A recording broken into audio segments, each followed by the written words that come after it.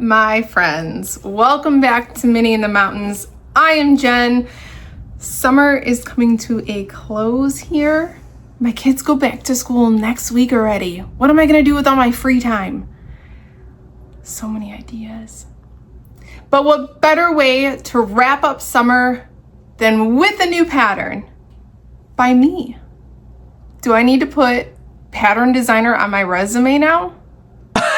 No, that's not a good idea. This pattern is one that I have been thinking about for a while. It's one that I personally have wanted and sought out and couldn't find the perfect one.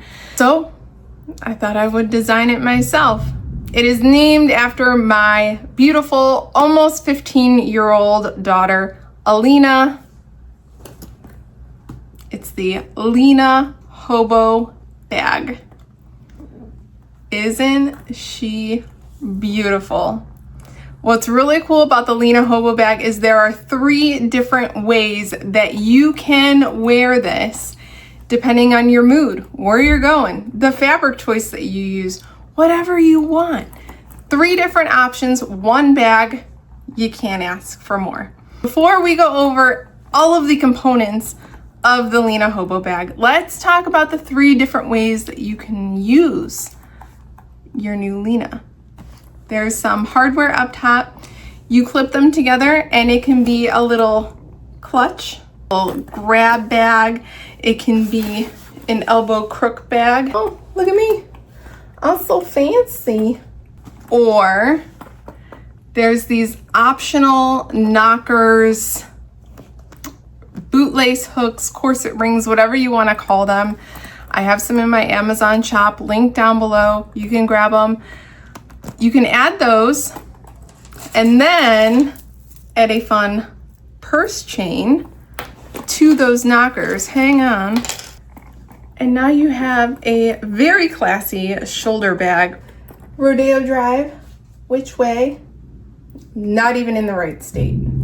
Or you can take your purse chain off, unhook your hardware up top, and add a crossbody strap. Isn't that crossbody strap awesome? I saw this on a guitar strap and thought it was just the coolest thing and was like, I need a crossbody strap just like that. So you can add those to the hardware up top. And now you have a crossbody bag. Whoever said that crossbodies are out or for old people, they're wrong. Or I will just gladly be old. Look at how cute that is. Now let's talk about everything that makes up the Lena Hobo bag, shall we? You can see we have these, what I call the arms that link together up top. And you have this flap. The flap is totally optional. You do not need to have the flap on there if you don't want. It just gives a nice little visual effect and is a great place for patches. The flap has a magnetic snap underneath there. Whoop. We'll unlink the arms, how about it?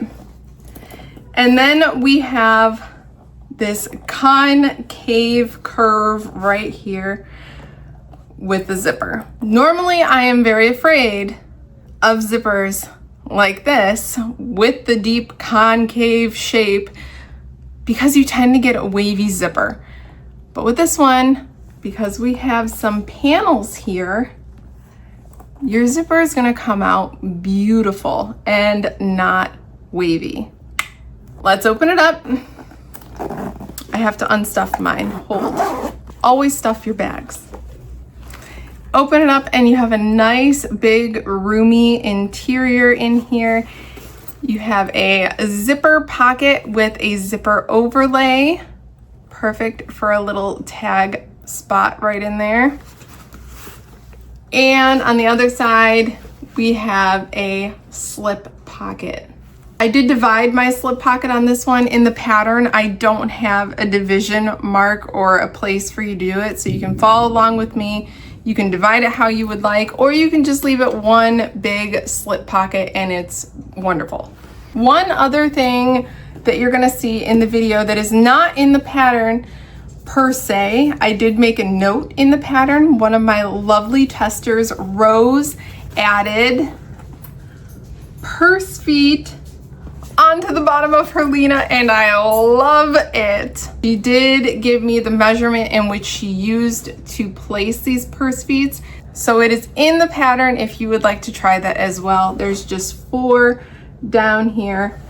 So you can see me add those in. When I originally came up with the idea for the Lena Hobo bag, I wanted it to be made out of bonded nylon, or in my case, Smoothie Smooth from Tulip Bee, because I'm obsessed. But we all know how I am with vinyl / faux leather. So I've been making a lot out of vinyl. This is all Tulip Bee material. This is the Fierce and Wild collection. This is the pebbled faux reel, also from Tulip Bee. My lining, all of it is from Tulip Bee. This is Smoothie Smooth or a bonded nylon. And even my webbing is from Tulip Bee. Did y'all know that Annette carried webbing? You should go get some. It's pretty good. Look at how pretty it is. My patch is from Amber, Crafty Reporter. I love it so much. And does that not just go perfect? I love it. All of my hardware except for the knockers. These knockers here. It's starting to thunderstorm, so I apologize if you can hear the thunder.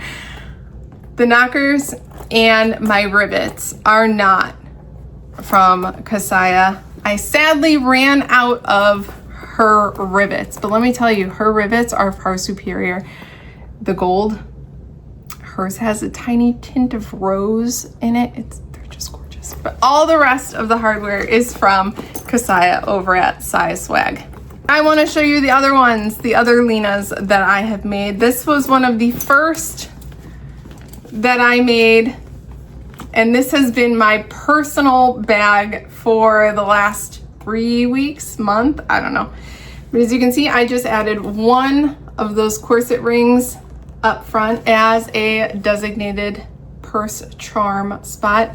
I used another patch from the Crafty Reporter. Again, everything else is Tulip Bee and Saya Swag because of course, and my webbing here is from Emporium Threads. But the biggest thing, the biggest difference from the final Lena to one of the OGs is these were the original connectors. I did a traditional connector up here. I tossed that out of the park. You can tell that it is very thick up at the top right there, and they were really hard to center. So I came up with a brand new shape for a connector. It's done a little differently, but I think you're gonna like them because it makes it, I mean, look at how much thinner that is up top, right? And installing them is a lot easier too. So that's one. I made this one from the summer box from Saya Swag and Tulip Bee. And again, a little designated purse charm. And look at that magnetic snap on the front. Good vibes, baby. Heck yes. And of course I added piping on this one too because I have a problem. This is the one that is in the pattern, in the directions, the picture by picture steps. Again, Tulip Bee. This is the Signature Smooth from Tulip Bee with some pebbled faux reel, all hardware, again from Saya Swag. And then I made one out of corduroy because corduroy is supposed to be very big this fall, and it makes the perfect Lena. I have this one stuffed to the heavens right now, but it makes the perfect slouch exterior material. It's beautiful. And this one I used a magnetic snap rivet, so it's all together in one. That's from Cam Snaps. This material is coming from a shop. I can't say where yet, but it's coming from one of our favorite shops. Or you can switch up the pattern just a teeny tiny little bit. Everything the same. Use neoprene. Okay, so like when you're making your Huggaboos, you can use that same neoprene and make a lunch bag. Look at that. I just used some webbing and made them a little longer and added a side release buckle. And then waterproof canvas on the inside, left all the bells and whistle pockets off on the inside. So everything left off on the inside, just a big open spot. And you have a nice insulated lunchbox. You can even use some Thermolam instead. But school's starting, make a lunchbox. It's super cute. Last one that I want to show because I absolutely love it and I'm so proud of it. I shrunk my own pattern down a little bit. I'm sure if you followed me on Instagram, you've seen this. Shrunk my pattern down to 85%. Look at that. Are we needing like a little flap add-on pack? Look at that. 85%. It's so cute. I love it so much. Just applique, reverse applique, a bunch. The Lena Hobo bag is rated beginner mediate. It's a pretty simple, straightforward bag. I find it to be a very enjoyable sew. I do feel like having some knowledge of bag construction or zipper installation really helps. But can you make this bag if you've never made a bag before? Heck yes, you can. That is my stance always for everything. If you've never made a bag and you're determined, you love this pattern, you want to try it, you go slow, you go step by step, you watch this video, you're going to be able to make this bag. Let it be your first. I'll let that one go. I used about 1 bobbin on this bag, so in my opinion, it's very bobbin friendly. As always, there will be templates available for the Lena Hobo bag from Jolie Lee Creations. I will link them down below. After you go and grab the pattern, you can go to their site and snag some templates because you're gonna need them. You're gonna need them. Lena Hobo bag, along with all of my other patterns on my website, linked down below as well, are discounted automatically through the weekend. So through August 9th, 7, 8, 9, all of the patterns are on an automatic discount. So go take advantage because who wants to pay full price? I mean, I still do, but discounts are always a plus. I want to say a big thank you to my tester group. Without you guys, my patterns would be just a hodgepodge mess and I would be embarrassed to release them out into the world. So thank you for all that you do. I appreciate it more than you know. And a huge thank you to Diana over from Strings to Things. She has provided to me a projector file that when you purchase the pattern, you will also get along with SVGs that I actually made. Who am I? If you like this video and find it helpful, please give it a big thumbs up.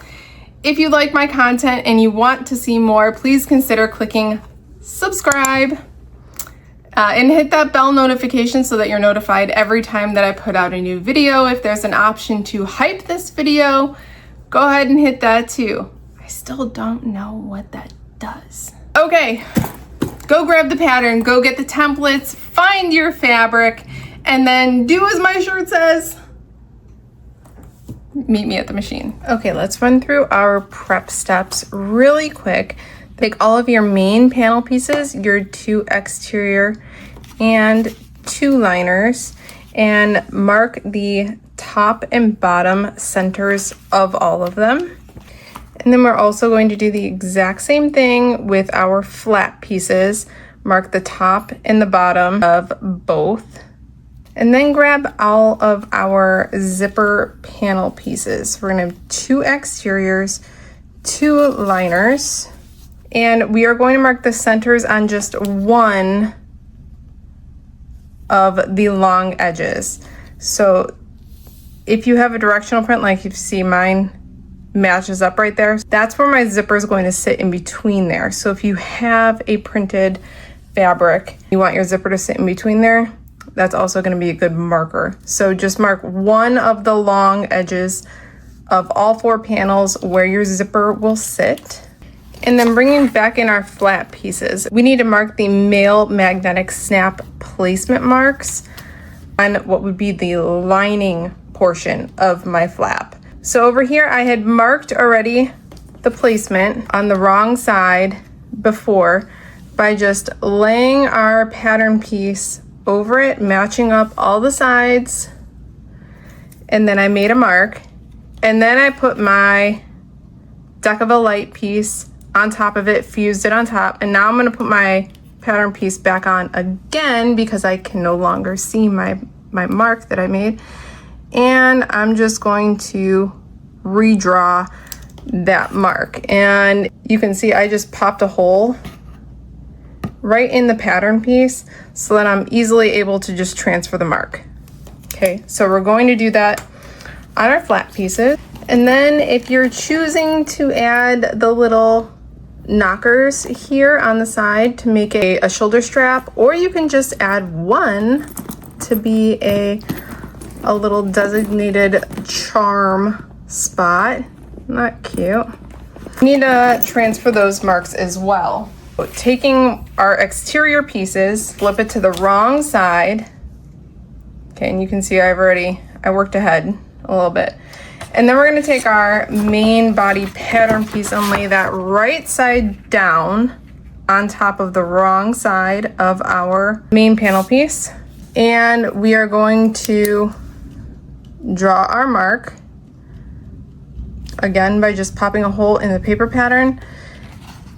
And then we're gonna put our Decaville heavy piece on there. And as you can see, I like to angle it so that it's kind of in line with that side there so that it won't get caught in that seam when we go to sew it. So put the Decaville heavy on, and then once again, put your paper pattern piece down, redraw your mark. If you're just adding one, just do it to one. And then for the second one, we're gonna do the exact same thing. And you will notice that both of them are on the same side.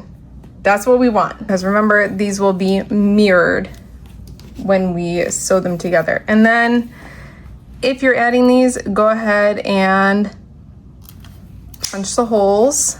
If you're adding like a baby D ring or a corset ring, which is like that right there, you can go ahead and install them now. I like to wait until the end just to make sure that they don't get in the way of my stitch line. You're definitely gonna want to wait until the end if you're using something like this that's a little bit more like popped out. Sewing up the side there with that extra bulk is gonna make it more difficult.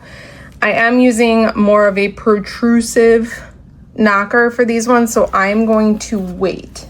And then the last thing that we need to do with our main panels is from the bottom, we are going to measure 6 inches up and mark a placement. I also have a placement mark on our pattern piece. Again, if you just line up everything, this is going to be on the wrong side of whatever panel you want to be your front.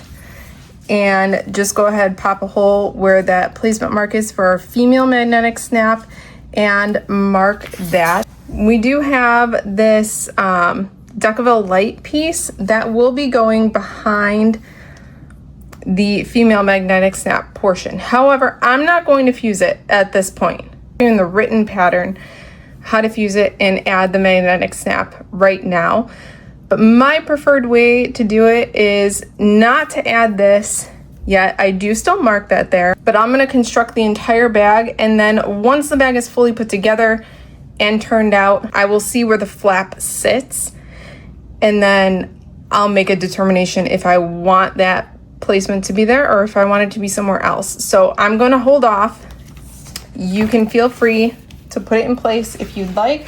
And then finally, on your connector pieces, you're going to fuse the Decaville light right in the center, in between those little cutouts, just centered as best as you can for both of those.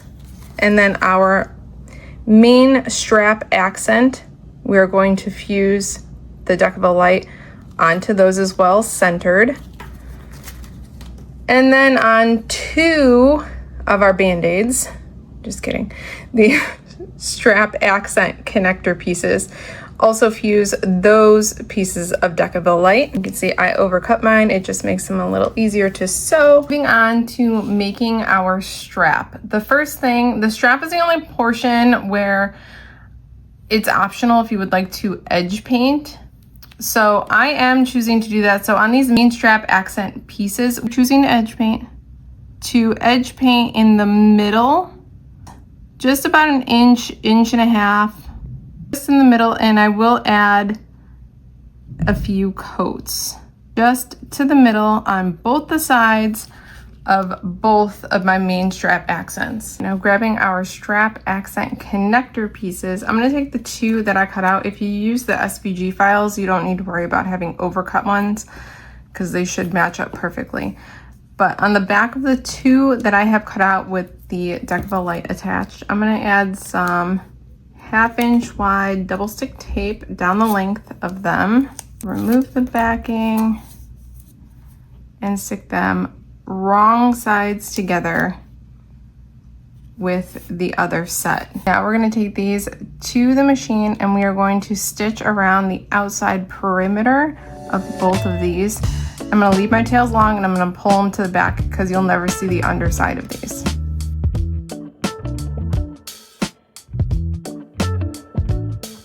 If you overcut these like I did, we can go ahead and trim that down right now. Now that they are trimmed up, since I am using the non-fray vinyl here, I like to take a lighter and just very gently go around the outside. That's just gonna pull in those little snaggles. Then we have some fibers. Now take your paper pattern piece and pop the holes and lay it over your strap accent connector, lining up all the sides and taking a pen, transfer the marks of the hole. All right, so we're gonna do that on both of those. Then we can just punch those holes. Holes all punched. Now if you're choosing to edge paint, you can go ahead and start that process.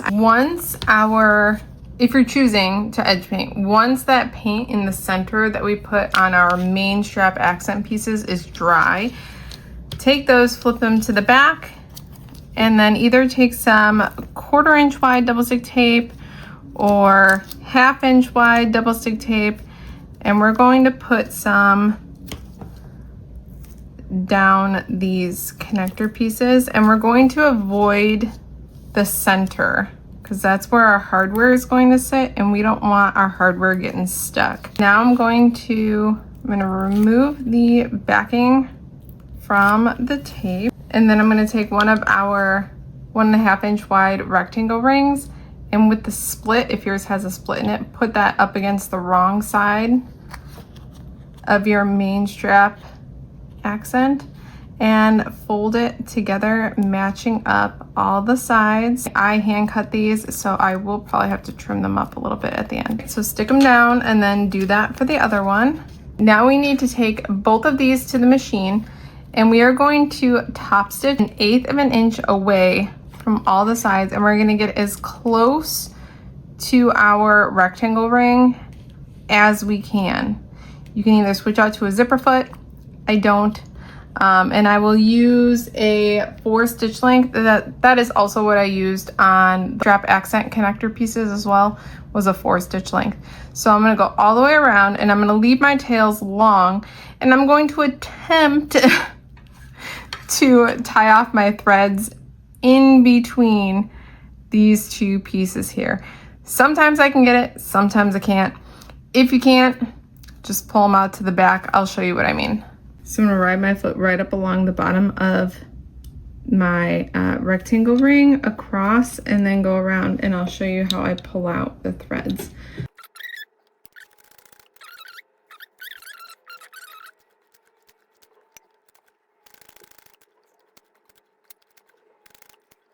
Now when I get to this point, I'm gonna lift up my 2 layers and pull out one of the threads. And then I'm gonna tug on that thread and I'm gonna see the other loop pull up. I'm gonna pull that one out as well. So now they're both in the center. And I'm gonna tie them.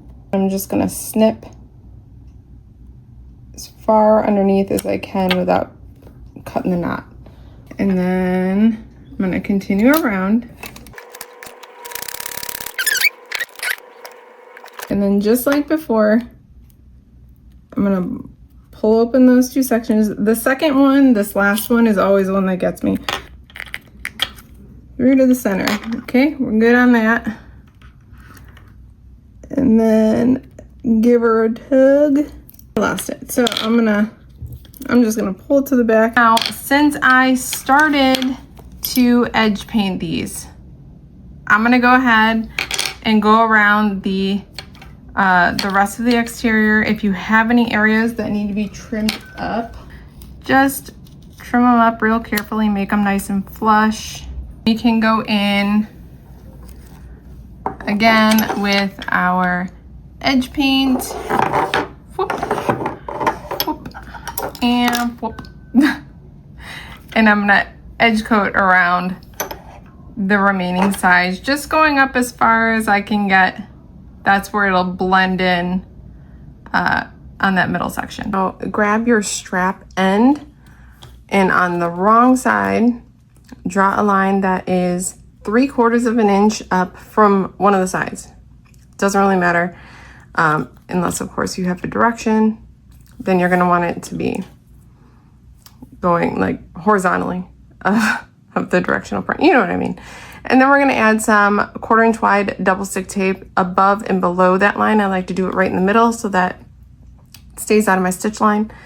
We're going to remove the backing from one of the tapes and then pull in your 46-inch long cut of webbing, and on one end lay the webbing up against that line that we drew and press it down, making sure that the sides line up. And then remove the backing from the other side and fold it over. Now there's 2 ways to do this. I like to do it this way because then I don't have hardware. So I like to top stitch 1/8 of an inch away all the way around that strap end. You could hold off and do the next part first and then stitch that down. But like I said, if you do it that way, you're gonna have hardware to contend with, and I don't like to do that.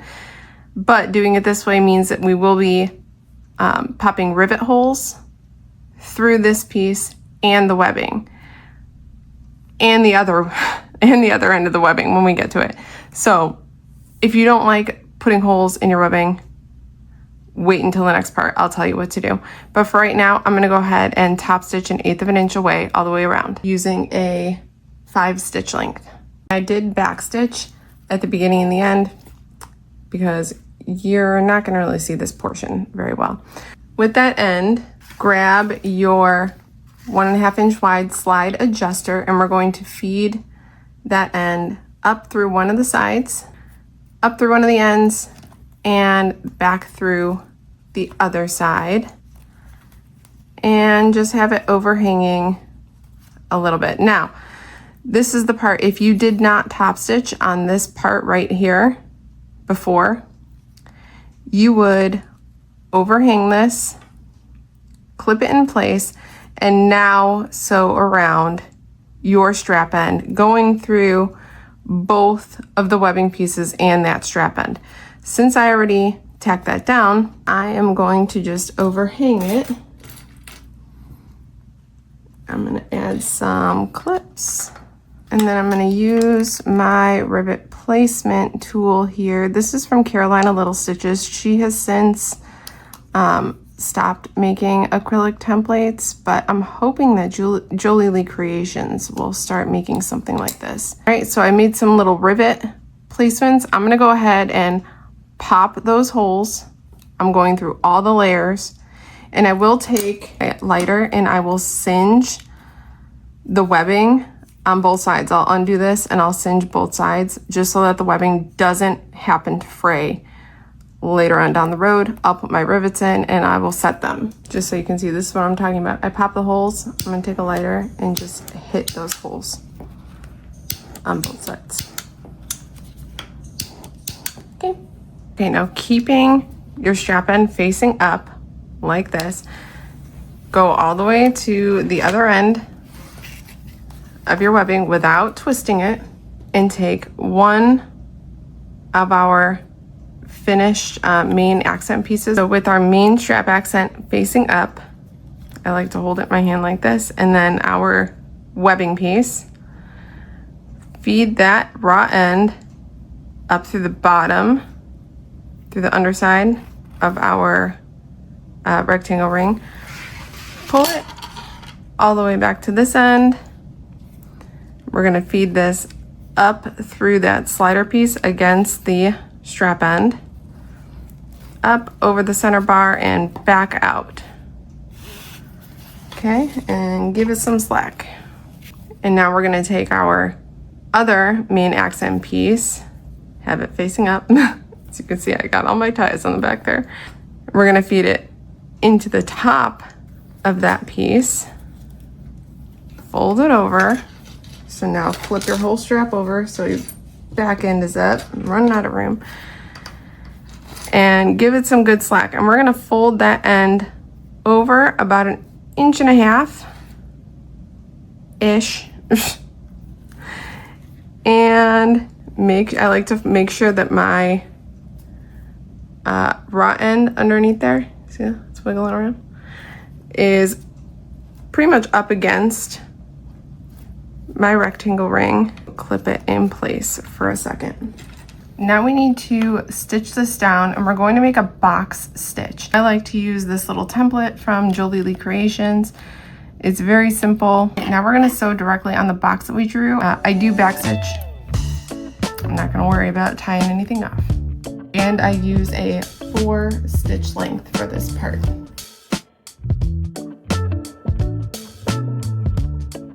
Now, taking one of our strap connector pieces facing wrong side up, you can see I have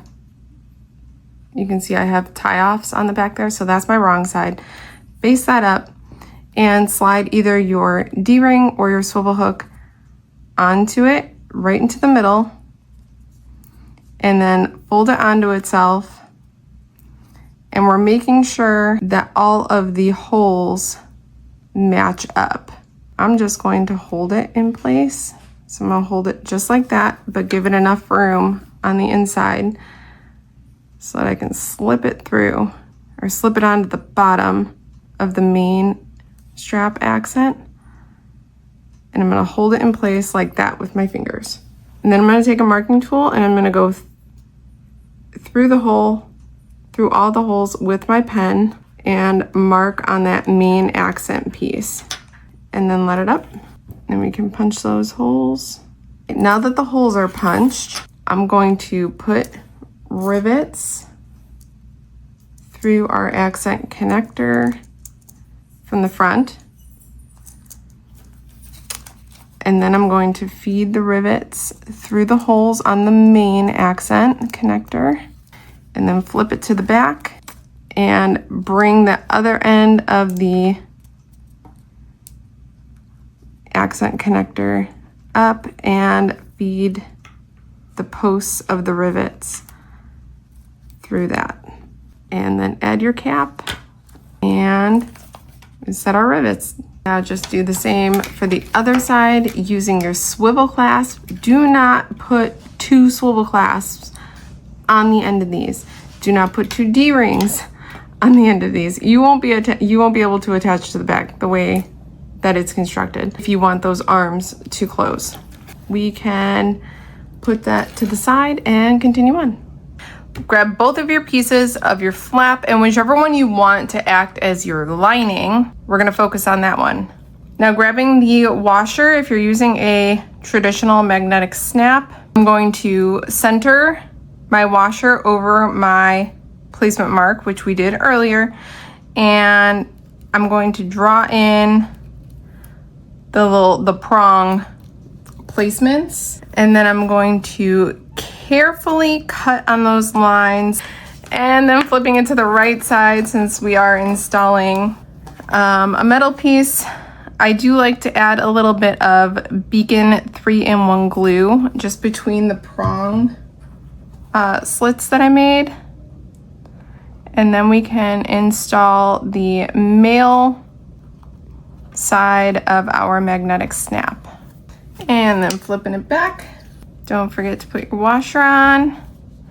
You can either spread these open like so, or you can push them to the middle. I like to go out with them because it makes it a little bit flatter. And then, since we have those prongs and metal, I do like to put a piece of either duct tape, or this is just some scrap self-adhesive fleece over it to protect our other flat piece. If you're using a magnetic snap rivet, you don't have to do that yet. We can put the whole flap together and then you just punch a hole, set the rivet.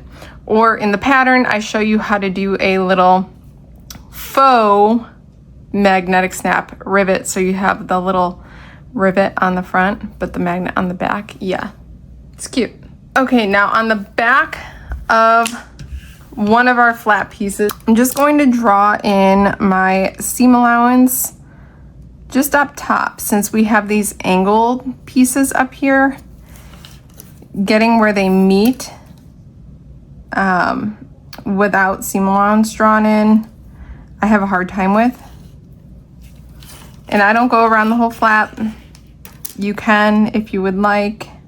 Now we are going to put these flaps together, right sides together, making sure that whatever side or whichever flat piece you drew your seam allowances on, if you chose to do that, is facing up, because you're gonna wanna see those.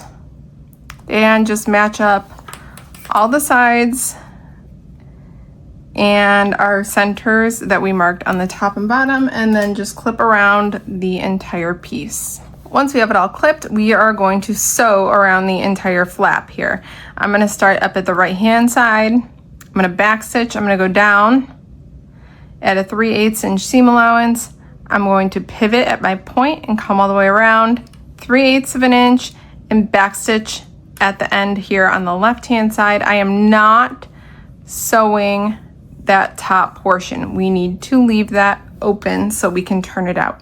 So 3/8 of an inch seam allowance all the way around. I'm going to be using a 4 stitch length. After you do that first row stitching, if you're like me and using a heavier material for your flap, just go ahead and do a second row right to the right of that first row. It'll help to not let your stitches show. It'll help prevent pulling. And when you do that second row, if you notice any like wonky bits, like down here, I got a little whoop-a-doop-a-doop. So when I went around with that second stitch line, I just made sure to kind of smooth that out. Now we can trim our seam allowance to about 1/4 of an inch. I go on pinking shears first, just around the curve. If you don't have pinking shears, you can just make little triangles around your curve. And then for all the other straight portions, I just go in with regular scissors. And then where the points are, up at the corners here, I do kind of try to go at more of an angle as close to that second stitch line as I can to really help kind of pop it out. And now we can turn this right side out through this hole. So if you're using a thicker material like I am, using a blow dryer in there or warming up your material is going to make it a lot easier to turn out. I just kind of take my iron and gently put it around the back side just to warm it up a little bit. So I'm going to do that and we can turn it out. When you turn it out, just take a turning tool of some sort and just kind of run it along your seam to really get out all of the seam allowance there. And then poke out those corners as best as you can, but be gentle. We don't need to be popping through our stitches. Clip again, or I like to clip again around the whole thing, and I kind of twist and shout my fingers there along the seam to wiggle it out. Now that we have it clipped all the way around the exterior, we need to top stitch around this entire piece. So I like to start up on the straight edge because it will be hidden in the final bag. So 1/8 of an inch away from all the sides. I do back stitch at the beginning and the end, and I use a 5.5 stitch length. So now that it is all top stitched, that's all we need to do is throw some 1/8 inch wide double stick tape onto the top straight edge on the right side of the flap. And then we can put the flap aside for just a second. Grab your main panel back exterior piece. So it should be whichever one does not have the marking for the magnetic snap on it. And from the bottom, measure up 7 3/4 of an inch and mark a 3-inch line across. And also make sure that on that line, you have your center mark marked as well. Bring your flap back in and remove the backing of the tape. And we are going to lay the flap right side down. So you should see your magnetic snap staring up at you, okay? Find the center of your flap. I have to turn it like this since I have the camera in my face. Center of your flap matched up with the center on that line that we just drew, and lay your flap down against that line, matching up your centers. We need to sew this flap down with 1/4 of an inch seam allowance here. So because I'm not going to be able to see my seam guide on my machine, I'm just going to take a ruler, match the bottom of the flap, the straight edge of the flap up to the 1/4 inch mark, and draw myself a line. Now we're going to go to the machine and we are going to stitch directly on top of that line or at 1/4 of an inch. And we are going to back stitch at the beginning and the end, only on the flap. Do not go off the flap. I like to stop my stitching right at the top stitch line that we had done before, and I'll back stitch well on both sides. If you go off the flap, you will see it in the end product of the bag, so just don't do that. I will be using a 4 stitch length for this as well. If you can see any of that 3-inch line that we originally drew, go ahead and just remove your marks so that we can't see it, we don't forget about it. And then we can take our flap, and I like to put my fingers right where the stitch line was that we just did, and we're going to flip it towards the top. So flip your flap up. And then I like to add some clips at the top to hold it in place. Now, we're not going to be sewing over this real bulky part because this can get pretty gosh darn bulky depending on your material. But I do still like to take a mallet or a hammer or whatever and kind of hammer these corners down just to help with bulk. So I'm going to do that off camera so that I don't scare the bejesus out of any of you with the noise. We need to draw a line from the bottom of our flap, from the bottom of the fold of our flap that we just flipped up, 3/8 of an inch up using a removable marking tool. Since I'm using this pebbled faux reel from Tulipy, I would use my silver marking pen, but I've noticed that that silver marking pen does not like to come out of the pebbled faux reel. It gets stuck in the little crevices.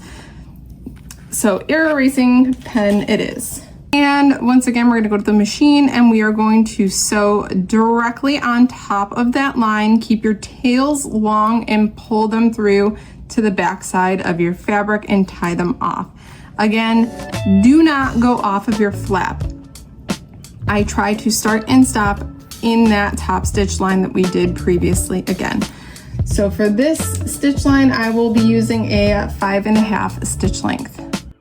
And then once that is stitched down, I do like to make just some little marks because I'm going to add some rivets there. I just kind of go centered in the middle between the flap, fold, and our stitch line, and about 1/4 inch in from each side for my marks. So I'll punch those holes and I will add some rivets and set them. If you're wanting to add a name plate or a badge and you don't want to put it on the front, which will be coming up next where I show you where I like to put them. If you want your front to be just the front, nothing on it, about 1 inch underneath your flap is a really good place to put a name tag. Okay, so you can keep that in mind.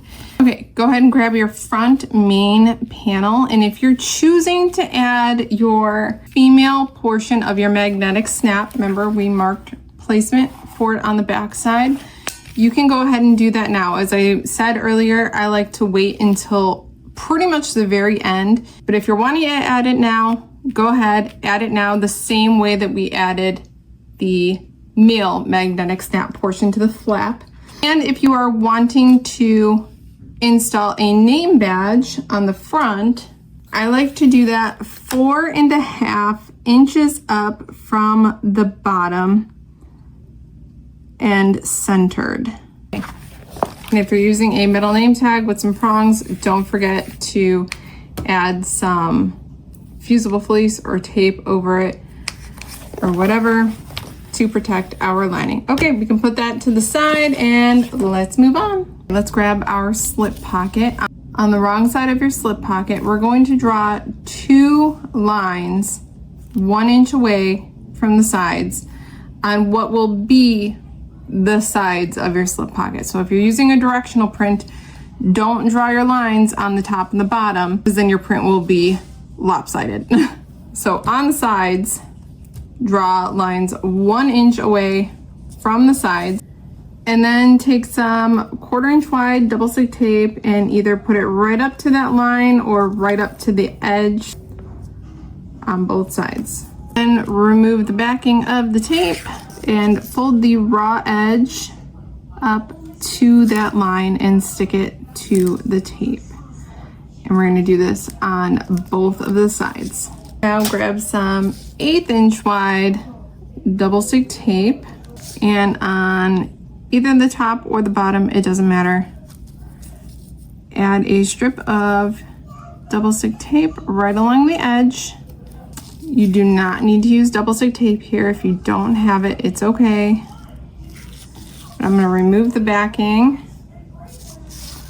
and then I'm going to fold the bottom up to the top and match up the raw edges. If you're not using double stick tape, just go ahead and baste along the top of that edge right there. And if you're using a material like cotton woven or something that can take a pressing, go ahead and iron that now. Okay, we're gonna put that to the side for just a second. Don't put it too far. Bring in our slip pocket trim. On the back side of the trim, we're going to draw a line 1/2 inch up from one of the long edges. Draw a line, and you'll notice that the bottom section here is a smidge, 1/8 inch wider than the top. That's going to be on the back of our pocket. So now take some 1/8 inch wide double stick tape again, and on the wider part, add a strip right below that line, and then on the narrower part, add a strip of 1/8 inch wide double stick tape right to the middle of that section. We're trying to keep it out of our stitch line. Remove the backing of the wider portion and bring back in your slip pocket and put the raw edge right up to that line that we drew. and stick it down. And if you're wanting to add a little woven label, stop being so hard on yourself. I feel like we all need that reminder at some point. We can go ahead and stick that in. I'm gonna put it a little bit further down from the top since the text starts higher up here. And I did put some double stick tape on the back of it to hold it in place. Now, remove the backing of the tape from the top narrower portion and just fold your trim over your slip pocket. And I also like to add some clips. Okay, now we can go to the machine and we're going to top stitch 1/8 of an inch away from the trim edge. I do back stitch at the beginning and the end. Feel free to keep your tails long and pull them to the back. And I'm going to use a 5.5 stitch length. Now our trim is longer than our slip pocket, so I'm just going to very carefully remove the excess trim. Now flip it to the wrong side, and we need to add some 1/8 inch wide double stick tape to the 3 sides, not the top. If you don't have double stick tape and you're using a cotton woven or something that you can pin, you can obviously do that way. Or if you have like those magnetic tile things, those work well too. We need to find the center of our pocket. So fold our pocket in half, short sides together. Okay, and we're focusing on the bottom. Just use a removable marker just to mark the center. Okay, now bring in one of our lining pieces. Again, you should have top and bottom centers marked, and we need to measure 3.5 inches up from the bottom. I lined up one of my ruler marks. In this case, it's the 7 right through that center mark, 3.5 inches up. And then remove the backing of the tape on our slip pocket, and finding that center mark that we made on our slip pocket, line it up with the center marking on your ruler. So again, mine is the 7, center mark is marked up with that, or lined up with that. And then I'm going to just press my pocket down. Now this next section is going to show you how I like to really reinforce my slip pockets down without having to use rivets. If you don't want to do this part and you just want to add rivets, or you have your own way of doing it, feel free. Just know that the slip pocket in a bag can be a high stress point, so I just really like to take the time and get it nice and reinforced. On the trim, 3/8 of an inch in from the sides. I'm gonna make a little mark, a little tick mark on both of the sides. And now I'm gonna start at the right hand side. I'll take you along with me so you can see exactly what I'm doing here. I am going to be using a 4 stitch length. I'm gonna say that now because I'm sure I'll forget. I'm starting on the right hand side of my pocket. I know right now it looks like the left hand side, but this is the top, remember.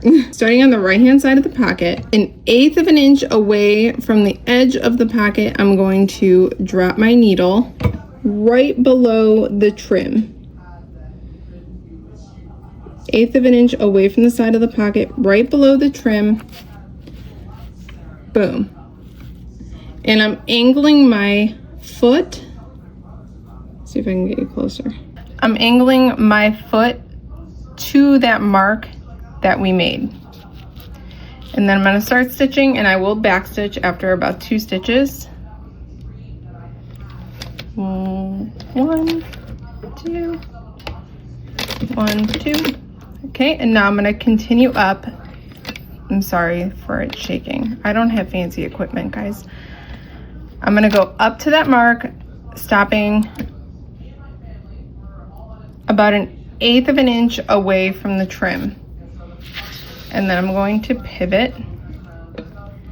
And then 1/8 of an inch away from the top of the trim till about 1/8 of an inch away from the side of the pocket.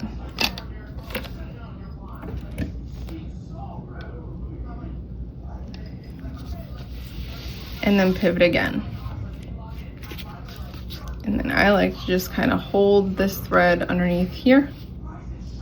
And now we can stitch around the rest of the pocket like normal until we get to the other side of the trim.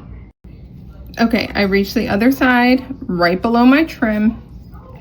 I'm gonna continue up until I am 1/8 of an inch away from the top of my trim. I'm going to pivot and I'm going 1/8 of an inch away from the top of the trim to the line that we drew. It's usually about 2 chomps over-ish. Okay, to that line. Pivot again, and I'm angling my foot now to right below my trim in line with our stitching from going around the pocket. So I'm gonna angle my foot to there,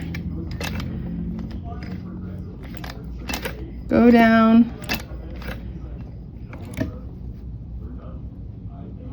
stopping in our top stitch line, and then take a couple back stitches. Now it's all pockets installed. You can leave it as is. If you didn't do these little triangles, I would highly suggest putting some rivets in there just to really secure it. You can leave it just like this, or you can add a center line, divide your pocket.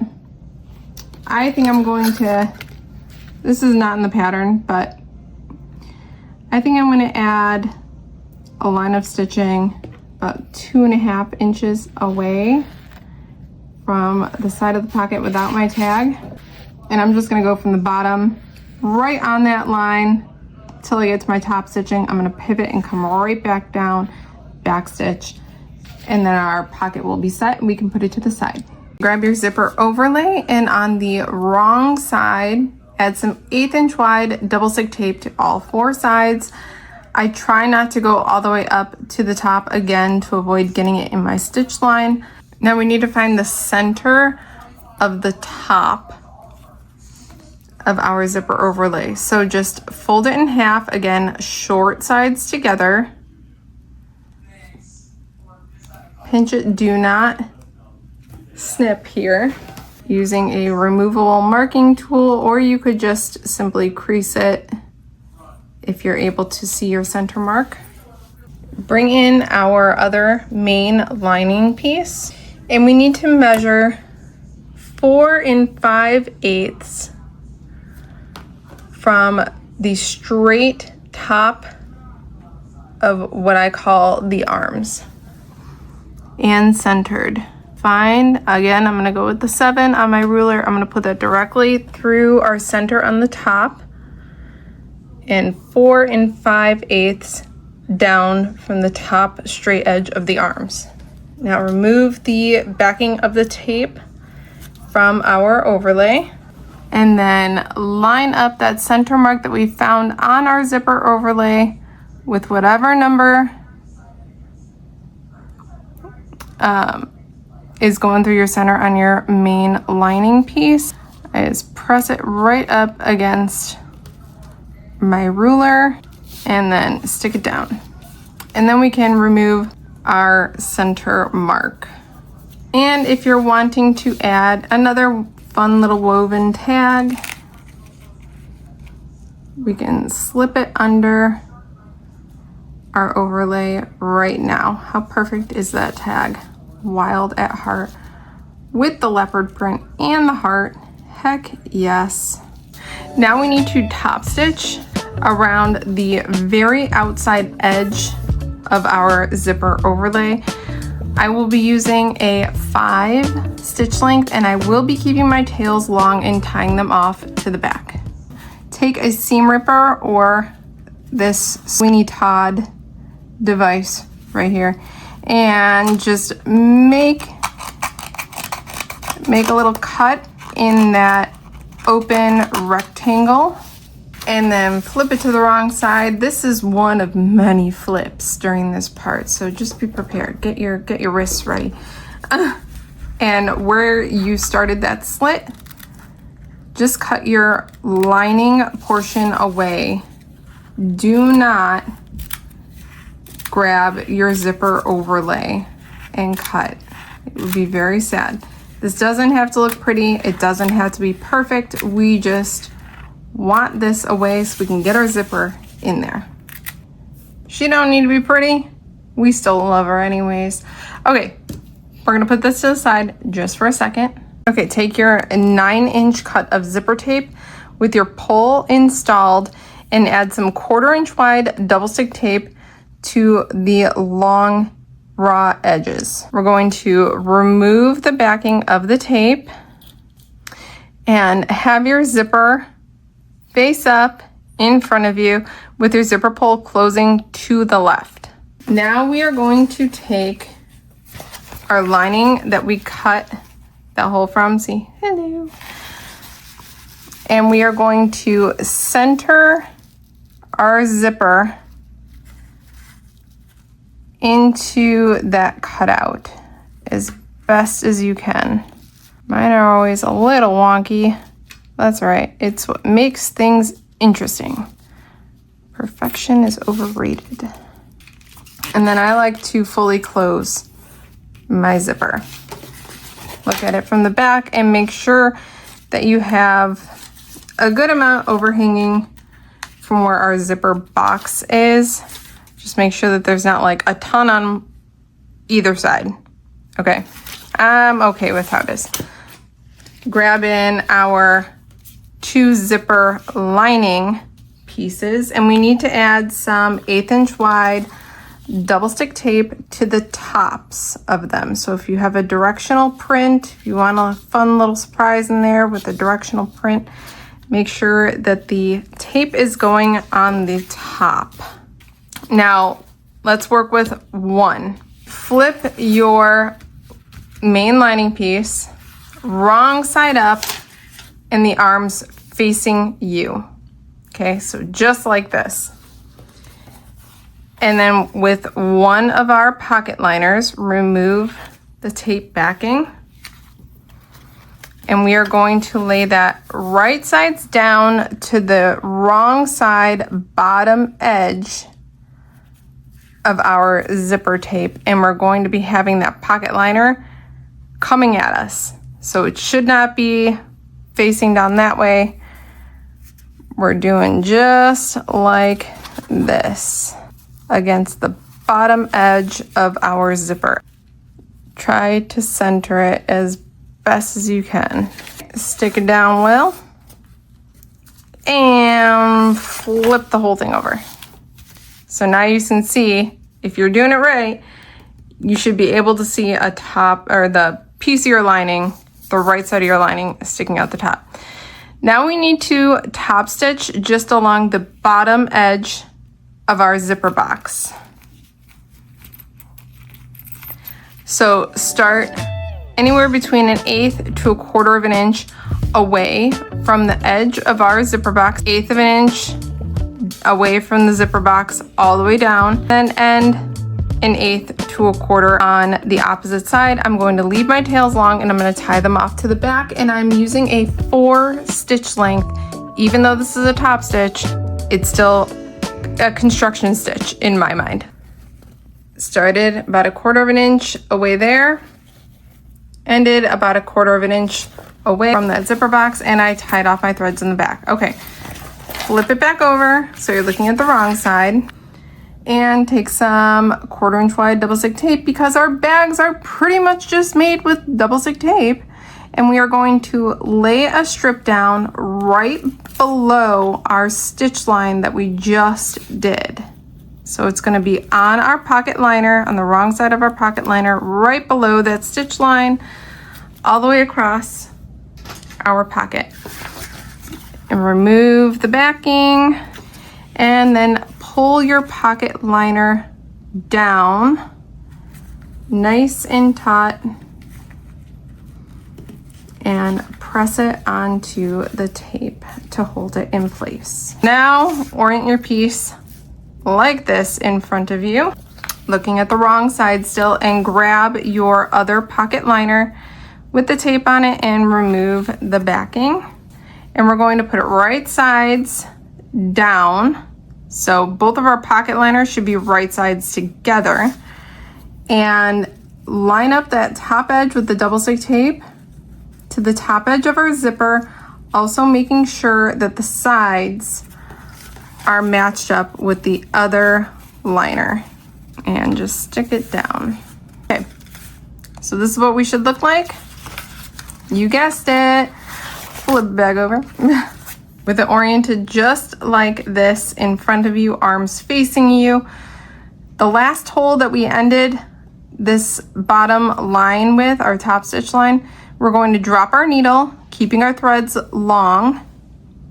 Drop our needle right into that hole, come up the edge, and then 1/8 of an inch away from the side here, or from the edge of the zipper box, extending about 1/4 of an inch past the zipper box in line with where we ended, pivot, come down, and end in that hole right down here where we started in the first place. Keep your tails long, tie them off to the back, and I'm using still a 4 stitch length.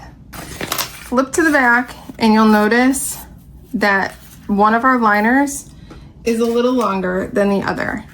We can trim that up. I just like to add some clips on the sides here to keep it in place. Just lift up both the pieces and trim off that excess so that it's even with the other piece. We're gonna need the bottom of this pocket left open. So I like to draw some lines just to keep that bottom open. You don't have to, because it doesn't need to be precise, but I draw some lines 3/4 of an inch up from the pocket that I can see. And then I'm gonna add some double stick tape right below that line. So I'm gonna remove the backing here, fold the raw edge to that line all the way down. And then once I have that, I'm gonna flip this over and then flip the bottom up so I have access to the other pocket liner. And I'm gonna add some 1/4 inch wide. I know, it just blocked you. I'll show you when I get it on. So I add some 1/4 inch wide double stick tape to the very bottom edge of the other pocket liner.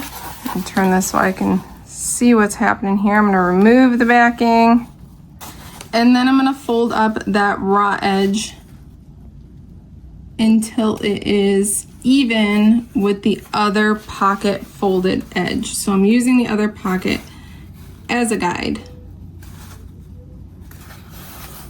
Now, both of my bottom edges are folded up because we are going to leave this open. Now we're going to, I separate where the double stick tape was here because we need to clip down the 2 short edges of our pocket. I'm gonna move my zipper pull in, pull up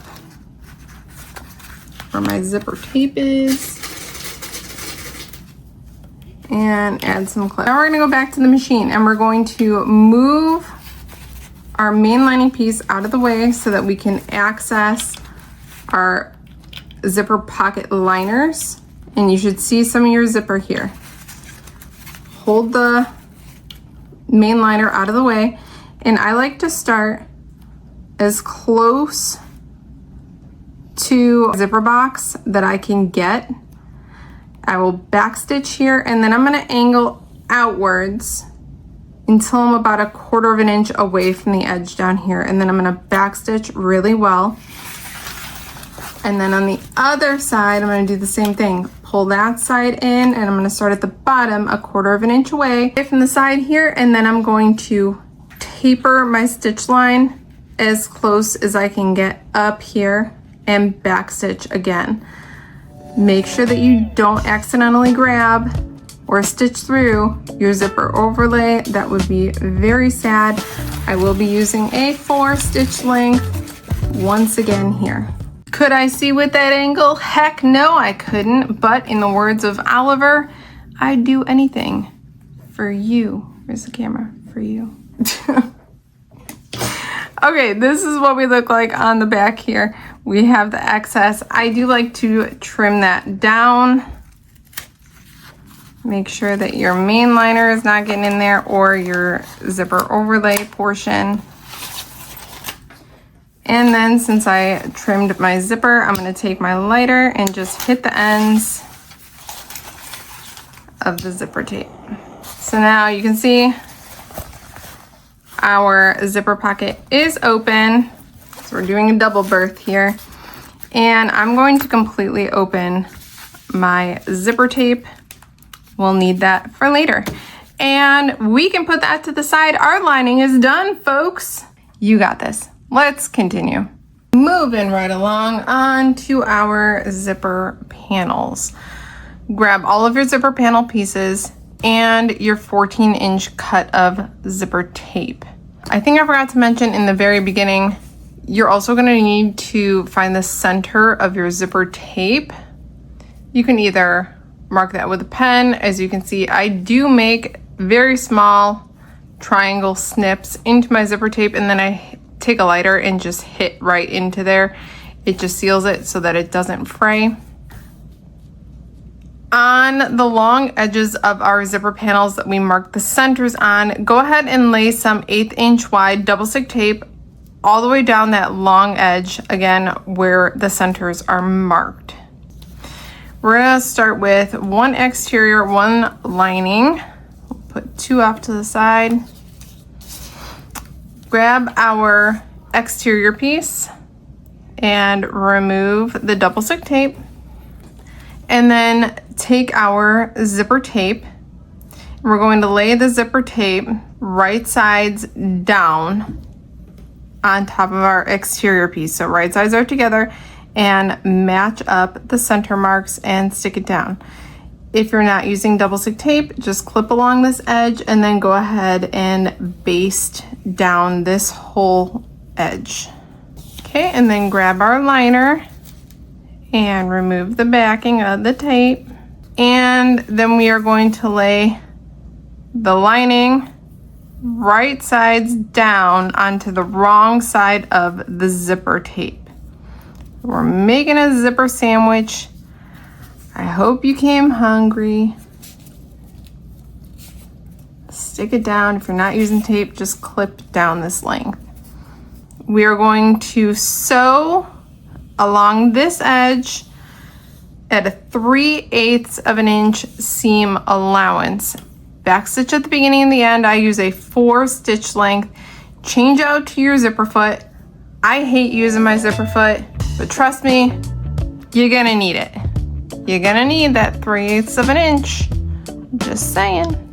Now we can push both of our zipper panels away from the zipper tape, so bring them wrong sides together. And we're gonna clip down this whole edge as they are wrong sides together. Since I do have my zipper foot on and my zipper foot does not like to do nice top stitching, I leave it just like this for the time being and repeat those steps with our other 2 pieces. All right, before we do any kind of top stitching, take a ruler, measure from one side and measure the width of your zipper panel. We're mainly focused on the width, like I said. Try as best you can to pull it all out of the seams to get a measurement. And we want it to be 2.5 inches wide. Okay, it needs to be 2.5 inches wide. It's also gonna be 13 inches long, but the length we can kind of fudge on a little bit. It needs to be 2.5 inches wide. If it is smaller than that, I highly recommend unclipping, unpicking what you just sewed, and make sure that you get a true 3/8 of an inch seam allowance. That's why I'm telling you this now before we top stitch, and then you realize after we top stitch that, oh my gosh, it's not the right width, and then have to pick out more stitches. If it is bigger, if it's wider than 2.5 inches, just trim off even amounts from both sides until it is 2.5 inches wide. We need it to be 2.5 inches wide, or else when we go to put our connectors in almost at the end of the bag, they're not gonna fit. They're gonna be too small. Or they're gonna be too big, the opening is gonna be too small. You get what I mean. Mine works, it's 2.5 inches wide, 13 inches long. We're golden. Now, once it is that 2.5 inches wide, we need to top stitch. So on either side, right next to the zipper, we are going to top stitch at 1/8 of an inch away, all the way down the length. Back stitch at the beginning and the end. And then on the raw edges, we're going to top stitch 1/4 inch away from the edge. Back stitching at the beginning and the end. I'm going to use a 5.5 stitch length. Now, we need to install our zipper pull, and we're going to install it so that it is closing to the left. If you have a directional print, have it closing to the left. Now we can go and trim off our zipper tape, making sure that our zipper panel length is 13 inches. If you're slightly off, you'll be fine. It's all good. And then since we trimmed our zipper, hit both ends with a lighter so we prevent fraying. Okay, bring in our zipper tabs. You only have 2 exterior zipper tabs. We don't have a liner because it's gonna cut down a ton on bulk when it comes to the connector installation.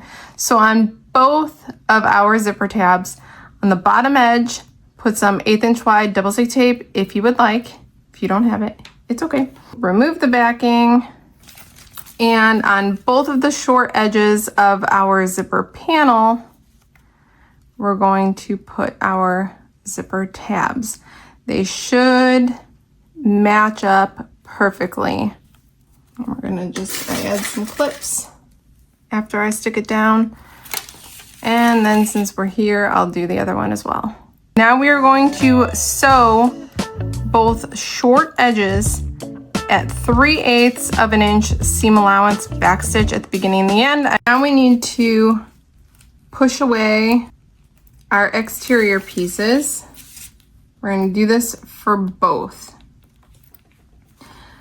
Push the exterior piece away from the zipper panel, and we're going to top stitch along that edge at 1/8 of an inch seam allowance back stitch at the beginning and the end. I'll be using a 5.5 stitch length, and like I said, do that for both sides. Now flip this to the wrong side and move your zipper tab out of the way. And we need to just get rid of some of this bulk right in the corners. Don't trim your zipper tape, just right like that. Okay, on both sides. Now we need to fold our zipper panel in half, and I match up where the seams meet, like where there's that fold over. Match those up, and I like to put a clip and do the same for the other side. Pull it nice and tight. So we need to find the center right here. I like to just make a little snip, flip it over, and do the same thing to the other side. And the last thing that we need to do is we need to make some relief cuts all down the side here between the zipper tabs on both sides. So you want to go no deeper than that basting stitch that we did on the outside. That's why it's at 1/4 of an inch. It's a little guide. Just about 1/4 of an inch away, snips, and do not go past the point of no return. all the way down on both sides, grabbing our connector pieces. Working on the wrong side, grab a ruler, and these trapezoid little bits that are hanging off, we're focusing on those.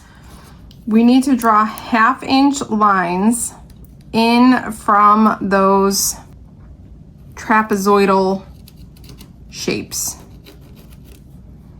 Okay, so see, 1/2 inch from the edge of the trapezoid top.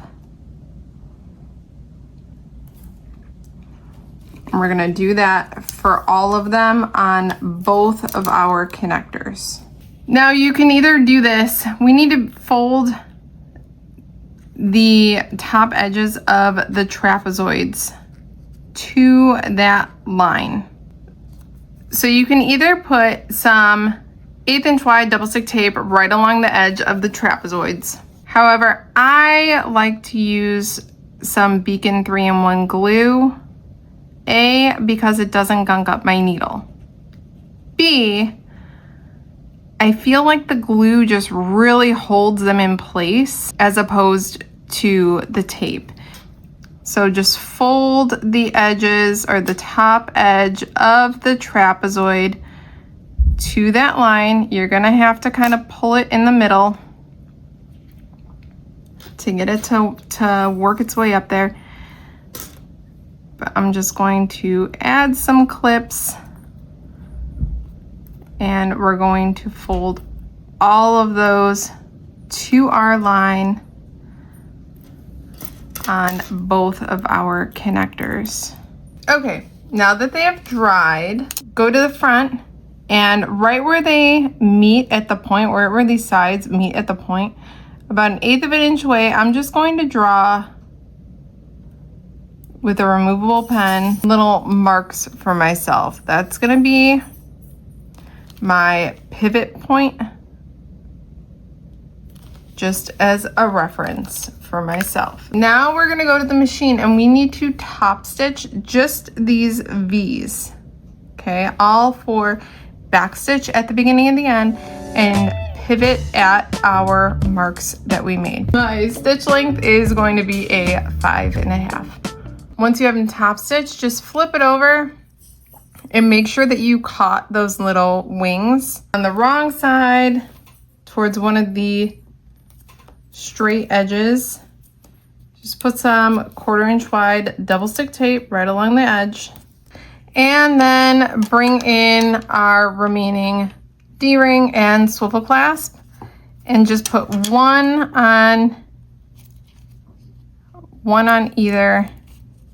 both of these connectors. Make sure that your hardware is towards the right side of your connector. Slide it on and then remove the backing of the tape and fold the connector onto itself, matching up the bottom edges. It's okay if the sides are a little off, and then do that for the other piece of hardware as well. Now we just need to, with a removable marking tool, just measure 1 inch up from the bottom of your connector and draw a line. We're going to stitch directly on top of that line, back stitch at the beginning and the end for both of them.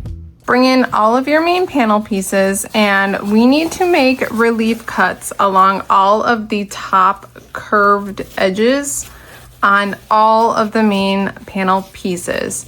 So same, just like how we did for the zipper panel, no deeper than 1/4 of an inch, about 1/4 of an inch apart. Do that on all of the main panel pieces, exterior and lining. After those relief cuts are made on our main exterior panels, on that top curve, add some 1/8 inch wide double stick tape all around that top curve on just the exterior pieces. We're gonna start working with the back main panel. As you can see, I did clip my flap out of the way, and since we have that flap, I like to start with this one because it's a little more cumbersome. So with your main back panel facing up, right side's up, take your zipper panel, and we're going to keep it closed for right now with the zipper pull going to the right, since we're starting with the back panel. First off, take your backing of your tape off, Jen. Come on, get with the program. With the zipper pull closing to the right, take your zipper panel and lay it right sides down against the right side of our back main exterior. And we're gonna throw a couple clips. Okay, and now we need to ease this in. So I like to kind of hold it like this, and I'm gonna start up at the top, and I'm gonna match up the top of the zipper tabs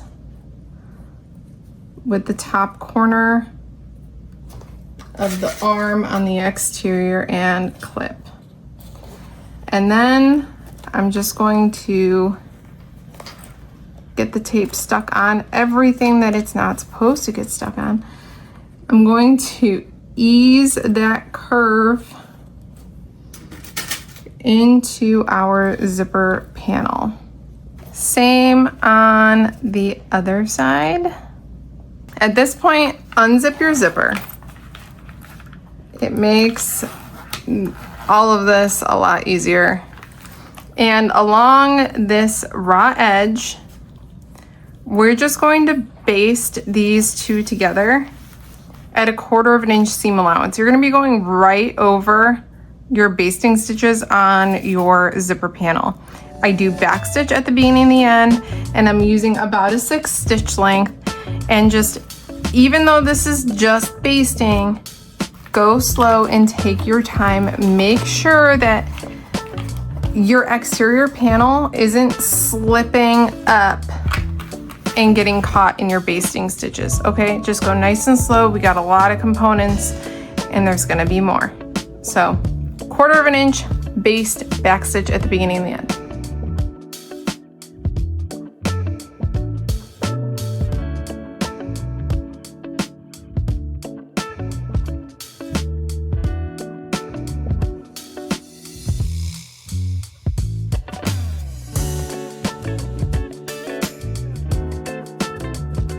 Now grab your lining piece with your zipper pocket and overlay, and we are going to place it right sides down. So both of our main panels should be right sides together, and we're going to clip it along that edge as well, matching up the centers.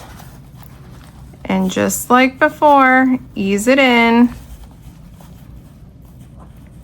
keeping all of those raw edges lined up.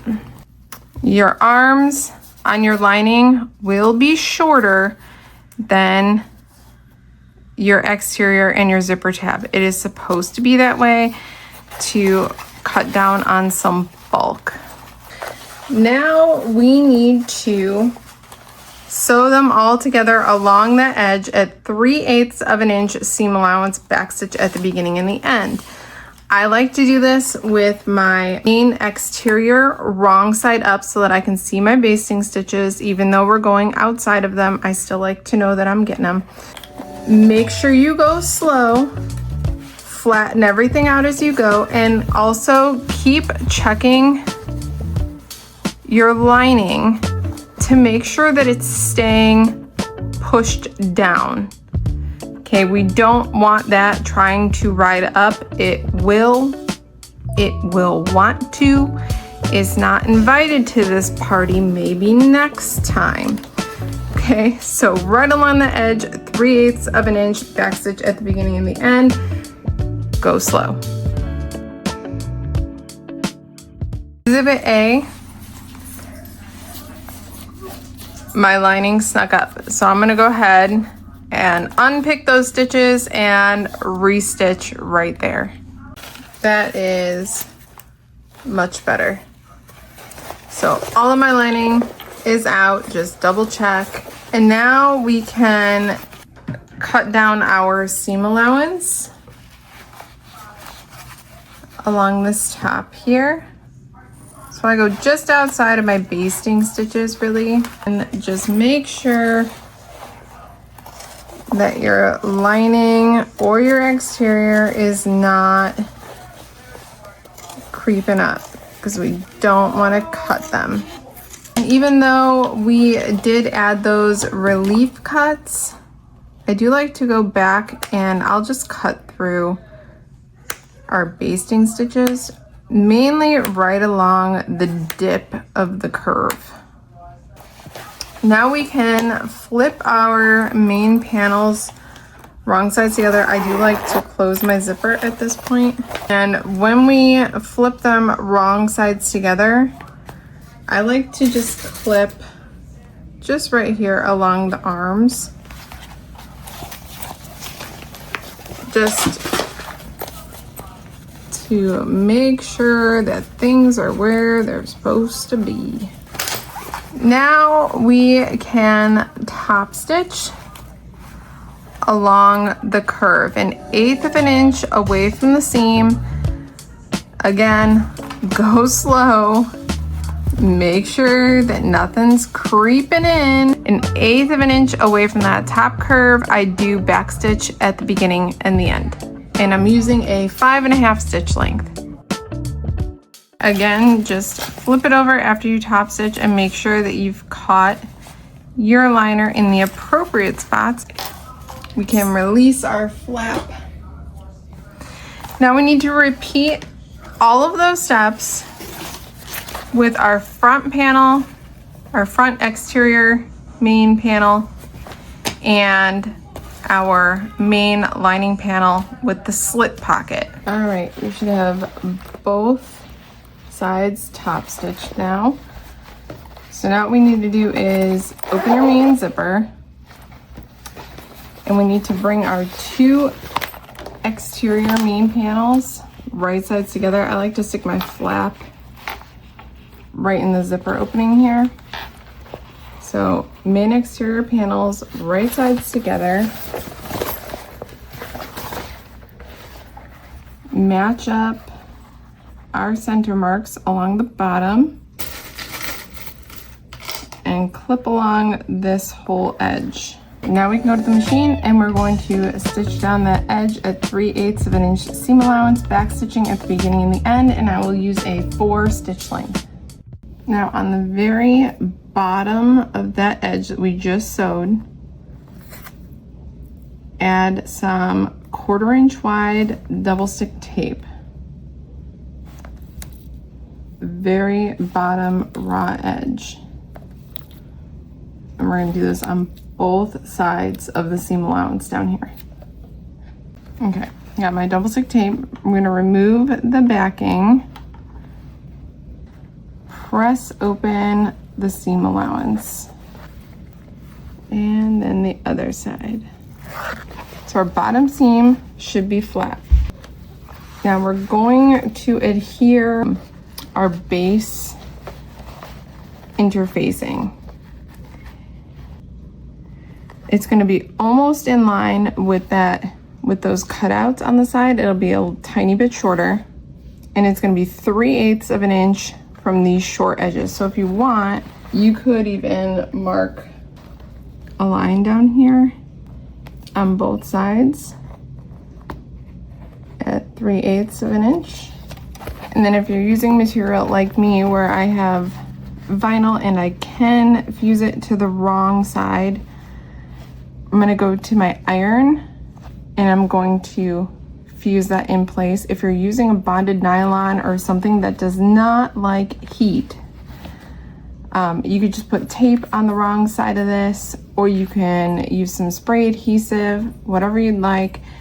Just get it down, and like I said, 3/8 of an inch from these cutouts it's going to sit, and it's going to be just slightly below the cutouts up top on all 4 sides. So just center it as best as you can. So if you're fusing this, mine is fused down. The easiest way to do that is stick your ironing board in through this big circle that we have, so it's sitting on top, and just fuse it in place. Also, if you're using vinyl and you decide to fuse it with your iron, just make sure that you don't hit these little bits that are sticking out, because you will melt your vinyl. Now this is not in the pattern, but my tester Rose, she added some purse feet. I did put the measurements that she used in the pattern for you, and she went 1 inch over and 1 inch down from the stabilizer.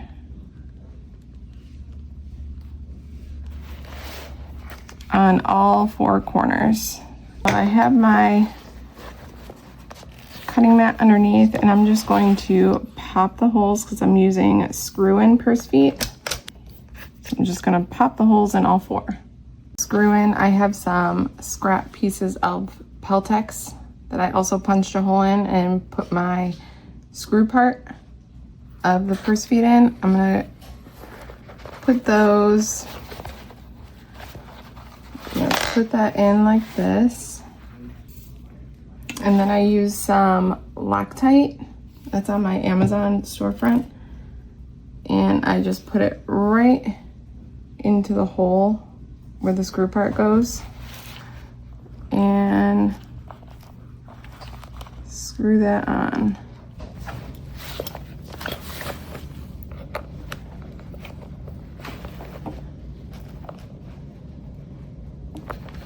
Nice and tight. All right, I'm gonna go ahead and put the rest of the screws on, or the feet on. Okay, and just like with any metal object that I put that's on the inside of the bag, I did put some duct tape over this, even though they're screw backs and you don't really need to worry about rubbing so much on the lining. If they happen to rust over time, the rust will get on the duct tape instead of on your lining. So there you go. Okay, so just flip your piece over so now it's like this. We need to top stitch along each side of our bottom seam. That's also going to hold our base stabilizer in place. So in case you just taped it or whatever, it's really gonna hold it nice and solid. So how we're gonna do this is we're gonna slip our presser foot over the arms here, and we're going to top stitch from inside of this main zipper part. Just go down.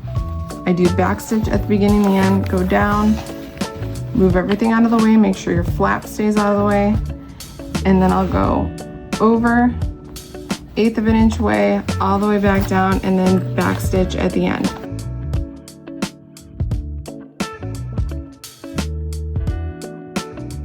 That wasn't so bad, right? Okay, now it's almost time, folks. Make sure that your zipper lining pocket is open and accessible. So we are going to bring our exterior panels together. We're gonna start with exterior first and start up by the arms, at the top of the arms, bring them together and clip. And you can see I'm pushing the zipper tab away here. I'm gonna clip that out of the way, and I'm also going to clip my lining pieces just so they stay out. And then I'm gonna clip down at the bottom.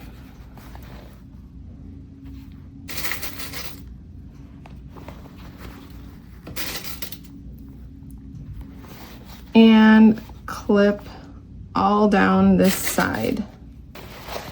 Okay, so one side is clipped. I'm gonna flip this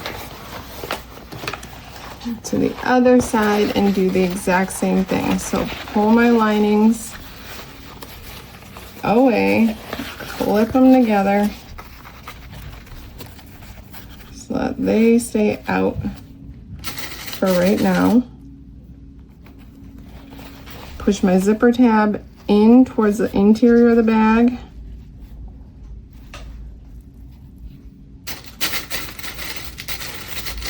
And I'm gonna clip them here so they stay, and clip down this whole side of our exterior panels.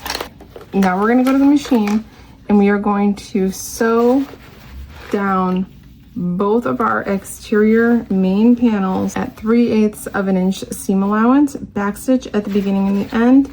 And then after I do that, I will do another row of stitching right to the right of that first line. And I'm gonna make sure to stop for that second line of stitching about 1/2 of an inch up from the bottom edge for the second line, only the second line of stitching. So start at the top of the arms, make sure everything is flattened out, 3/8 of an inch seam allowance all the way down.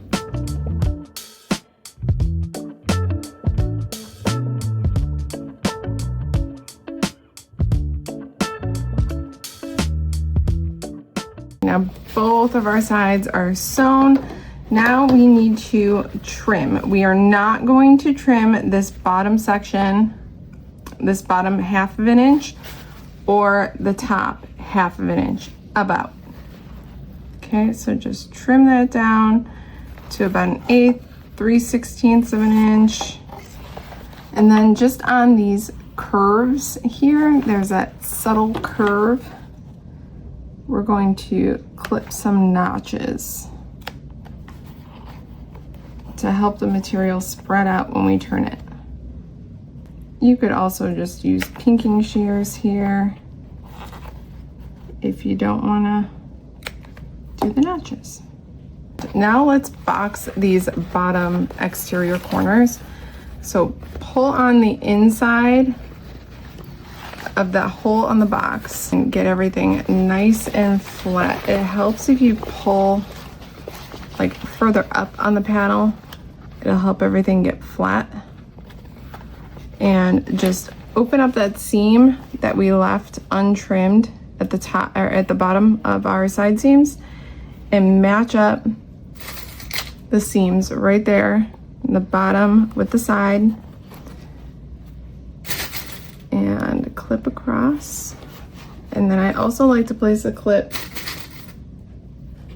down here to really keep it in shape.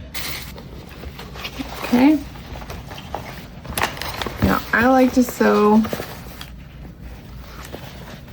like this. So I have my arm facing up and we're going to sew at 3/8 of an inch seam allowance, backstitch at the beginning and the end, and I will do a second row just like we did on the sides, just to the right of that line, all the way down, backstitching at the beginning and the end, and I'm using a 4 stitch length. Okay, so we got one boxed corner done. Go over to our other exterior corner and just do the exact same thing. Repeat that, pull it nice and flat, and then sew at 3/8 of an inch seam allowance. And if you need to do a second row, go ahead and do that as well. And then once we have both sides sewn, we can go ahead and just trim down our seam allowance to about 1/8 of an inch. My goodness, I just said that whole segment and phone wasn't even recording. I love technology. Okay, so we need to sew our lining pieces together. I'm gonna show you going up to this side here. On the top of our arms, where our exterior zipper tab is, but up here, I'm going to push my zipper tab and my zipper tape towards the exterior panel and create like a burrito and clip to keep it out of the way, and then clip around your entire lining piece. And you're going to do that obviously for both arms of the exterior. Push them in, get them out of the way, and then clip around your entire lining piece. On the bottom, measure in from these cutouts 1.5 inches and make a mark on both sides, 1.5 inches in.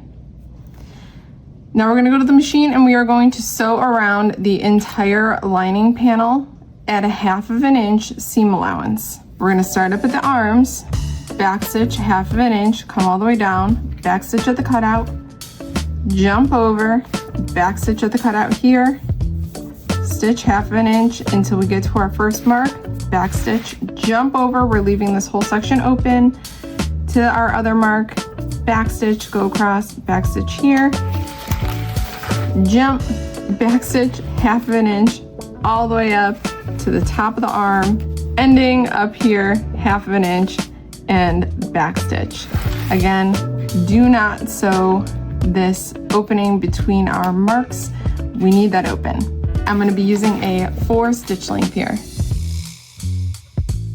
Now on the sides, after you've sewn, make a mark 3/4 inch up from the bottom of that cutout.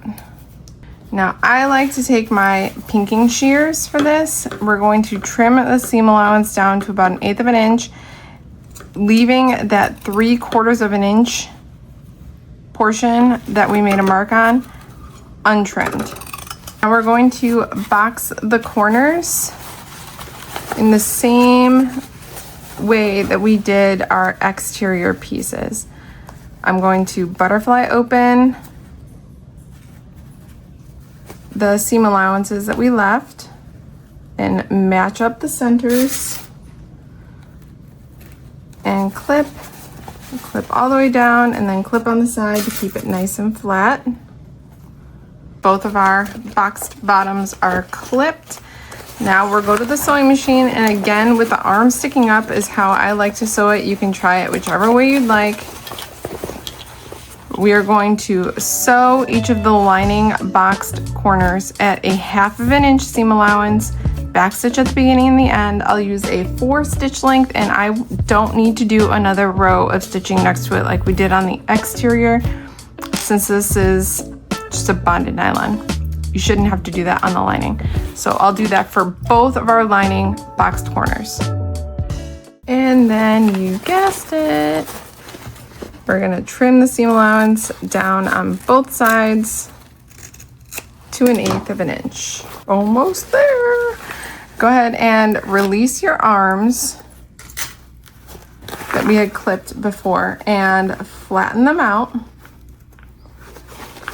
And you're gonna hold it in your hand just like this, so you can see your lining arm. Okay, that's the back side.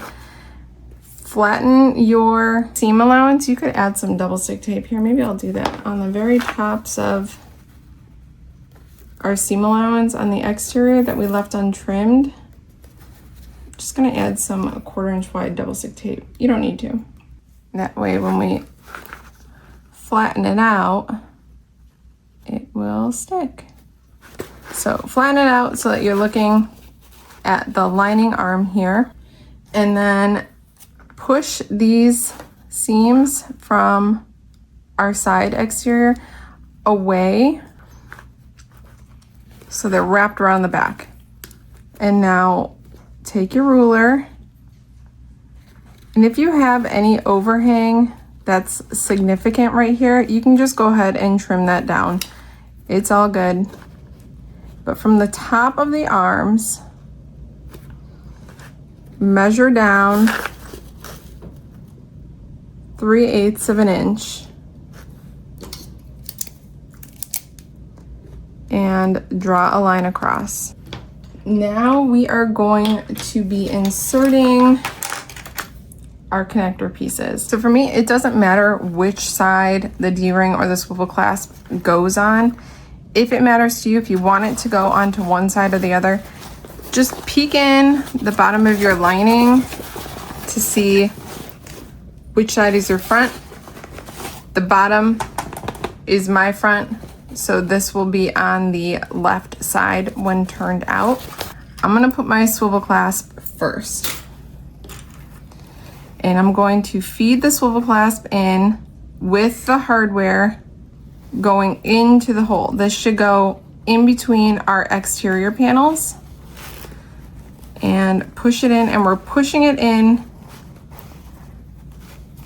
until we get to the stitching that we made across the connector. Most of the connector is going to be hanging off, and that's what we want. Once you have it in place, it's gonna be a tight squeeze, and that's how it's supposed to be. Once you have it in place, go ahead and clip it. If you have a hard time getting your connector and your hardware in, start feeding it in and then go into the bottom of your lining, reach up to where the hardware is and kind of tug on it a little bit. That'll help it scooch down where you want it to. Now with that line that we drew at that 3/8 of an inch facing up, we're gonna go to the machine and we're gonna stitch directly over that line, back stitch at the beginning and the end, and then again I will do another row of stitching to the right of that line just to reinforce those stitches. Back stitch at the beginning and the end. I'm using a 4 stitch length. Depending on your hardware, you may need to switch out to a zipper foot if your hardware is really bulky. You should be able to tell. Mine is far enough away where I think I can get away with my normal foot, but determine for yourself if you need to switch out to your zipper foot.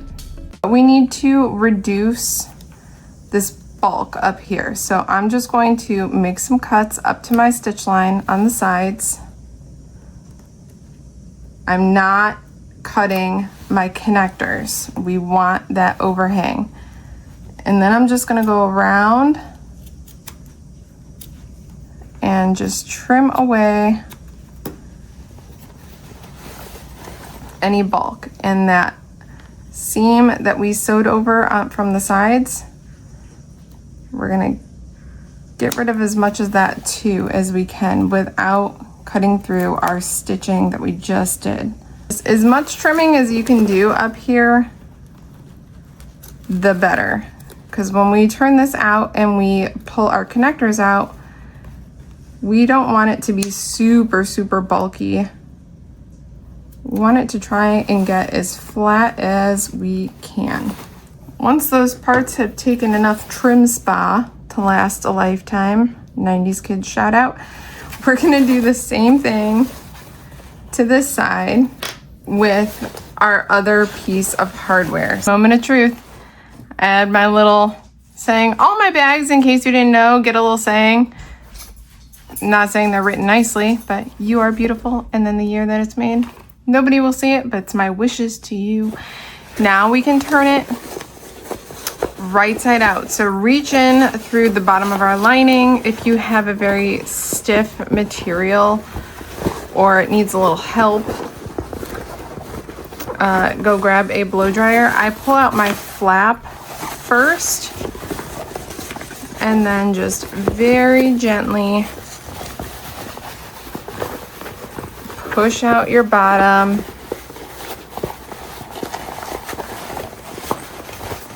and work your way up. Push out your boxed corners. And then when you get to the arms, push them out as much as you can, and then when your hardware is visible, just kind of tug on them very gently.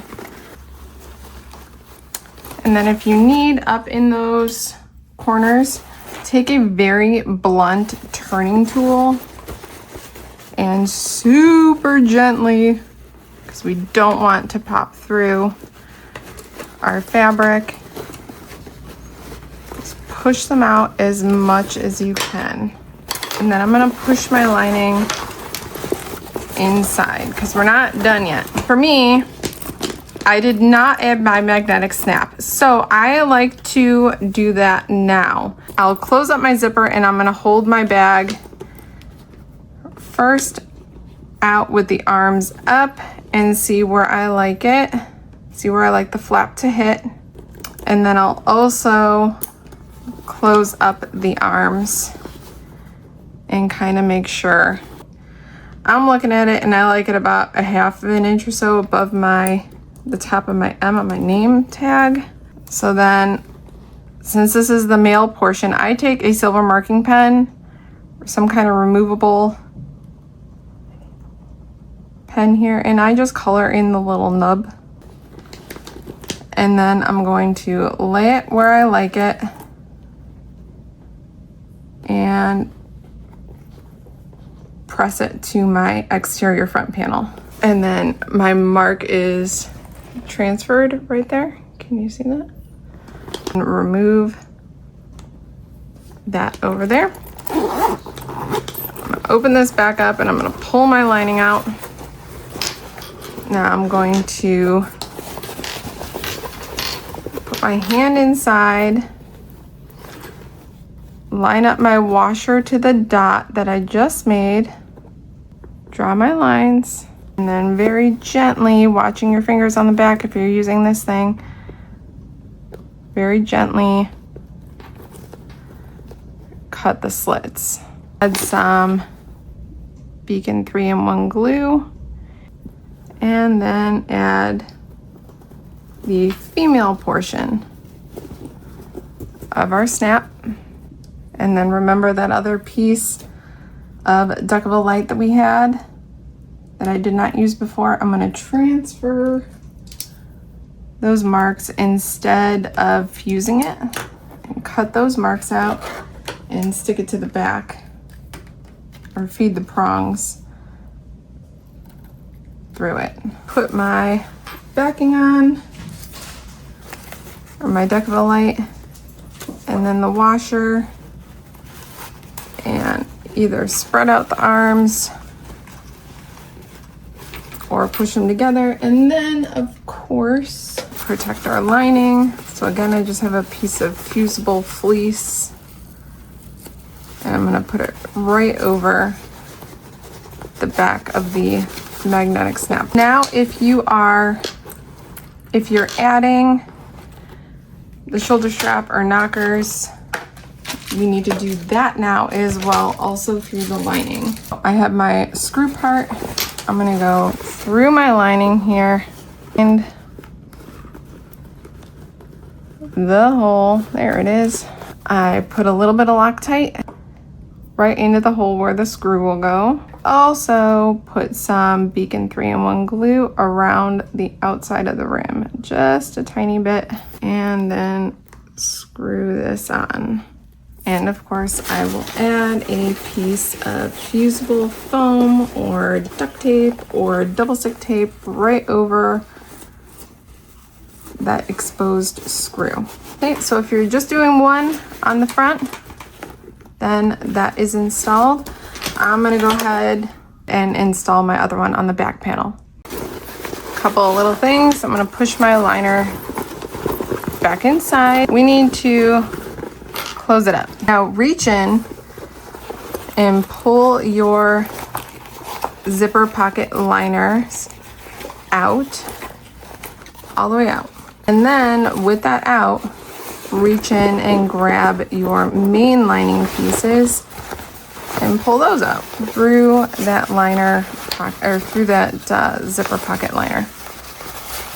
Okay, now we need to match up the very bottoms of our main panel lining pieces, match up the centers.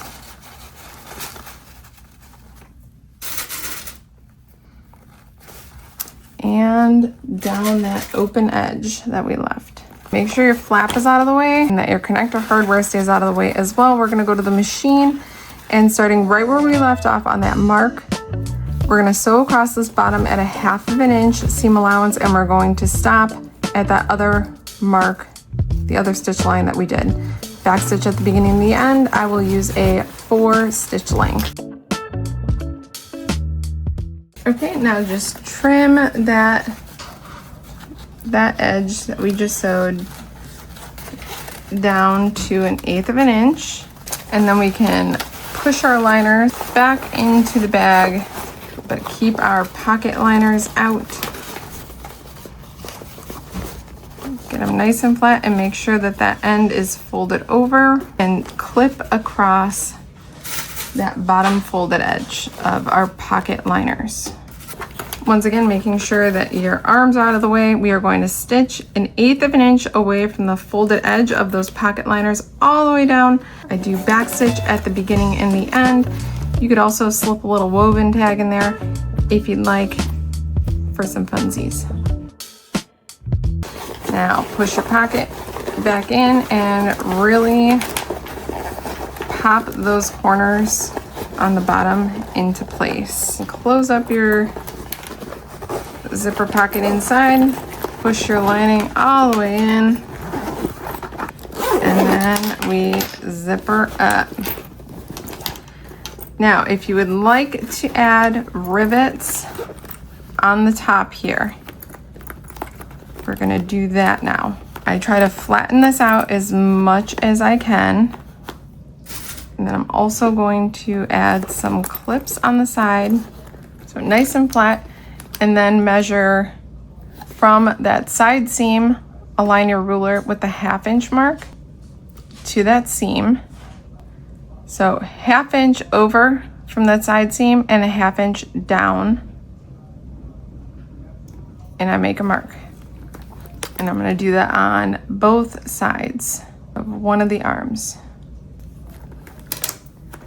Okay, and just kind of make sure that your marks are even and everything is flat. Punch your holes and we can put our rivets in. And you can kind of feel too, just make sure that you are on your zipper tab on the front side.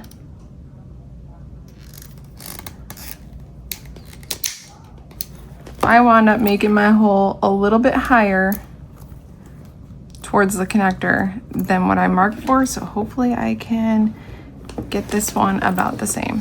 Not too bad, not too bad. See how they look on the zipper tab? Now I'm just going to put my rivets in. The rivets will also close up the lining on the arms. They are optional, but who doesn't love rivets, right? Not too bad. So then I will set those and I'm gonna do them on the other side and then we're done. Okay, rivets are set. Our bag is done. Lena Hobo is done. Now you can decide how you're going to wear it. This is how I wear it. As a crossbody with our beautiful crossbody strap. You did it. I can't wait to see what your Lena Hobo is going to look like. Well, did you love it? Are you obsessed? Do you understand why I'm obsessed? I want to know how you plan on wearing your Lena Hobo. Do you plan on just having it as like a clutch? Do you plan on wearing it as an elbow crook bag and be a fancy girl? I would 100% lose them if I did that. Did you add the knockers or bootlace hooks or corset rings or whatever you want to call them to make it a shoulder bag? Or do you plan on using this incredible strap as a crossbody bag? Side note, please nobody take my crossbody bags away from me. I don't care if I qualify as old. I need my crossbody bag. Leave it down below in the comments how you plan on using your Lena Hobo. I would love to know. I can't wait to see them all over social media. Please make sure to tag me at Minnie in the Mountains on socials. I want to see it. I want to see yours especially. Be sure to like, comment, subscribe. It helps the channel so much. I hope you had so much fun sewing a Lena Hobo with me today. Friends, wake me up when September ends. Just kidding. I'll see you next time. To make it